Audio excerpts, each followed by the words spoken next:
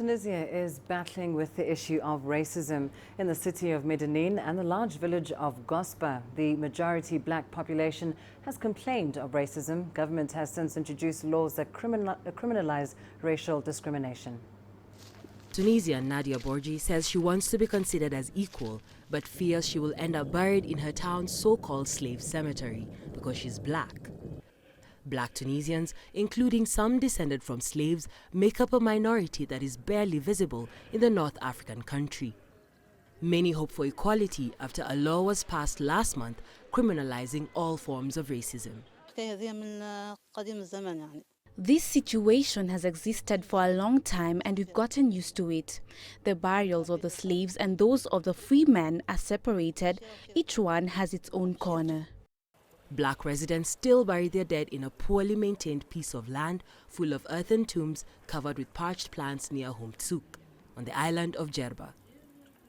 Two other cemeteries lie a stone's throw away, reserved for people with light skin. Unlike the major cities of Tunis and Sfax, Gosba residents bury their dead without requiring permission from the council. This means their burial place can still be decided by social status and even their skin color.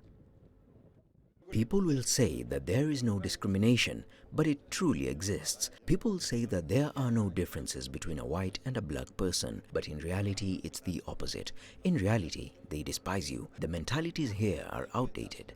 Tunisia's parliament adopted a landmark law penalizing the use of racist words as well as the incitement of hatred and discrimination. These crimes are now punishable by 3 years in prison and a $5,600 fine. But black Tunisians say racism remains well anchored in the minds of man. Last month's law is an acknowledgement by the state that racism persists. C'est une reconnaissance de l'État tunisien. Of course, this law will be able to free us in a way from this form of ghetto and separation. Today, when we will ask something to be fixed, we'll have somewhere to go. We will resort to justice. Maintenant, il nous reste la réconciliation avec nous-mêmes et les autres.